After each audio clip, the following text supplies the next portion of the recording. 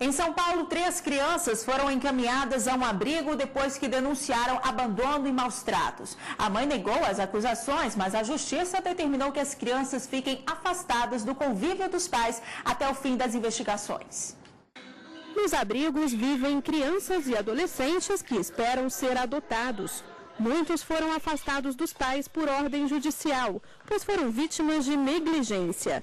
Os conselhos tutelares têm papel fundamental em detectar essas irregularidades e propor uma saída junto aos genitores. A primeira coisa é tentar fazer essa mediação com a família.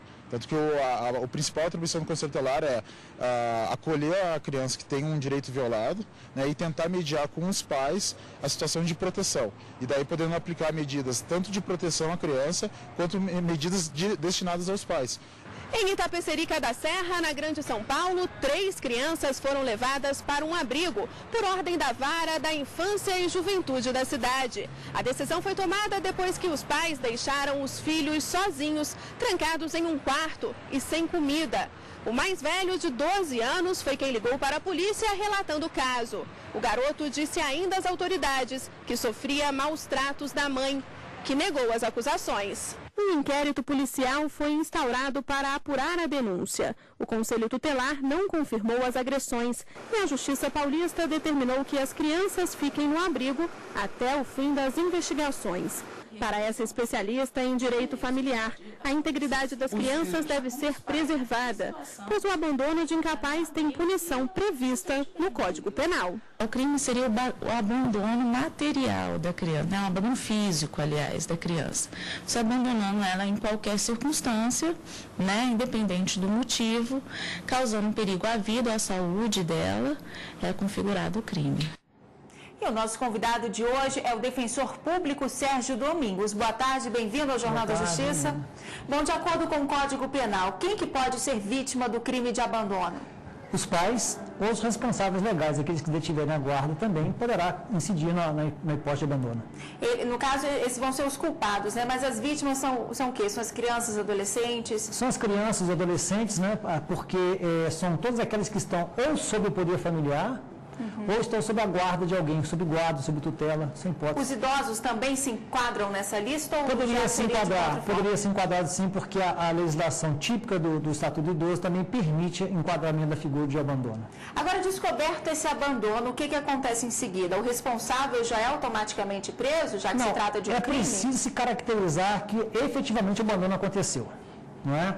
E isso deve ter um relatório técnico apontando essa situação, porque muitos dos abandonos acontecem em razão da falta de recursos econômicos.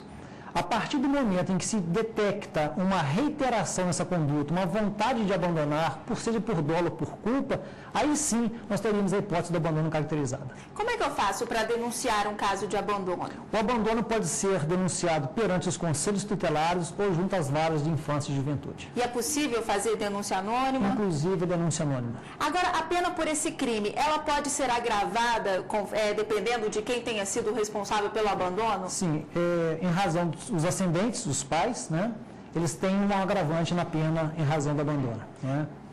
Nós temos também o abandono afetivo. Ele difere desse abandono de incapaz? Ele difere no aspecto psicológico, né? Porque, na verdade, o abandono afetivo é uma caracterização, uma vontade de não destinar os cuidados amorosos àquele filho, os cuidados mais afetos ao amor, né? Esse é o abandono afetivo.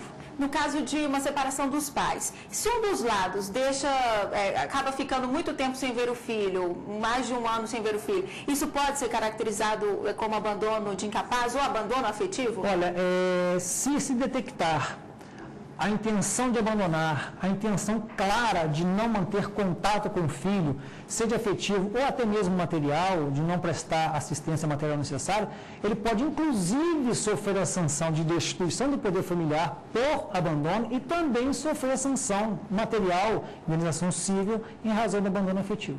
Tá ok. Bom, e agora vamos tirar as dúvidas dos nossos telespectadores sobre esse tema de hoje. Vamos ouvir a primeira pergunta.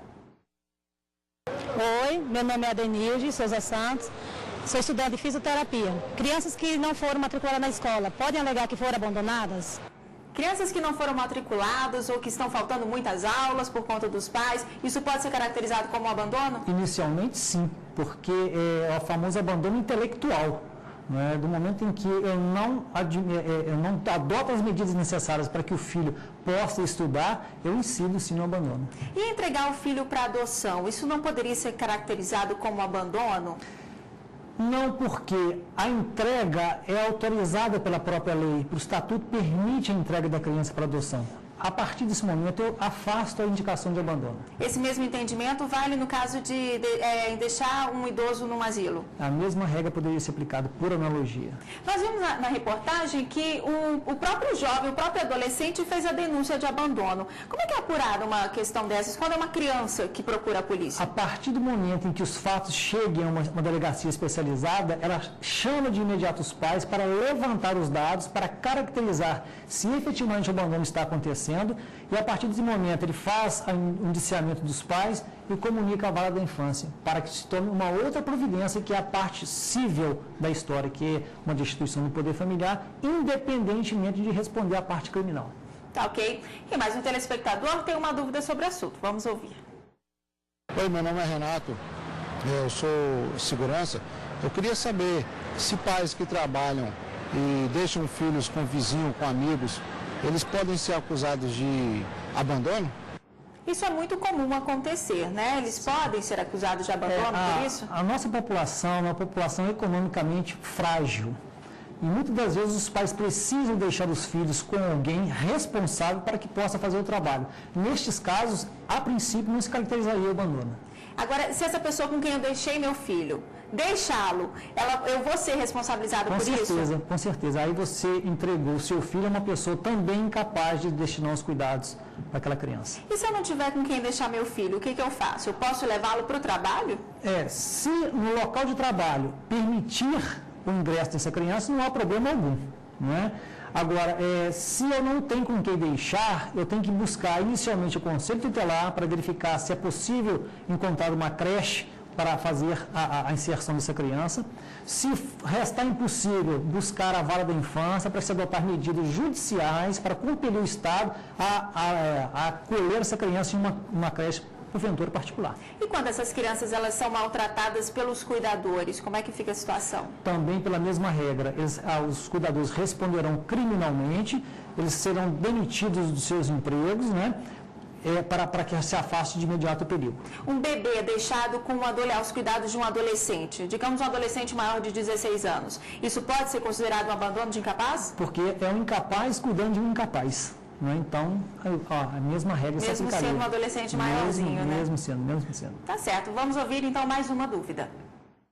Meu nome é Edileuza Diniz da Silva, minha profissão é do lar. Existe alguma situação que o pai pode deixar seu filho em casa só? Há alguma situação que o pai pode deixar o filho sozinho em casa? Essa pergunta é uma das mais espinhosas para se falar. Porque deixar uma criança sozinha, não há permissibilidade legal para isso. Eu incidiria, a princípio, no abandono.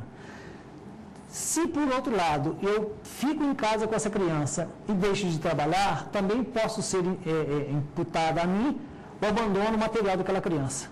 Então, é uma situação muito sensível, que tem que ser olhado caso a caso, e a indicação que se faz, eu volto à hipótese, eu tenho que buscar a intervenção do Conselho Tutelar para que ele possa adotar as medidas e aplicar as medidas protetivas àquela família, seja inserção em programas comunitários, seja a obrigatoriedade de colocação em escola ou mesmo numa creche. Nesse caso, os pais podem procurar ajuda do Estado? Podem e devem procurar ajuda do Estado. A partir de que idade que a lei permite que uma pessoa fique sozinha em casa, que o menor fique sozinho em casa? Olha, vamos relativizar essa pergunta, porque se eu admitir que um adolescente fique em casa, qual é a situação que eu estou deixando essa criança em casa?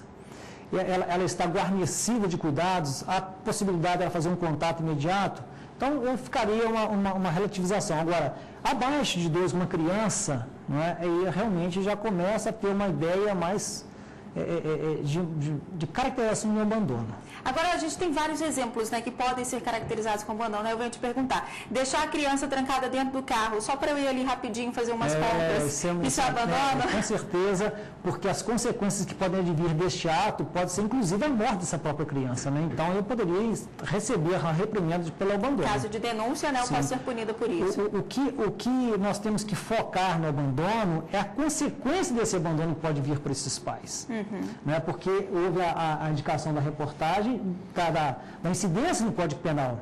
Mas nós também temos que lembrar da caracterização civil, que é a suspensão ou até mesmo a destituição do poder familiar. Então, tem duas consequências, penal e civil. Tá certo, doutor Sérgio. Muito obrigada pela participação e tenha um ótimo fim de semana. Nós que agradecemos.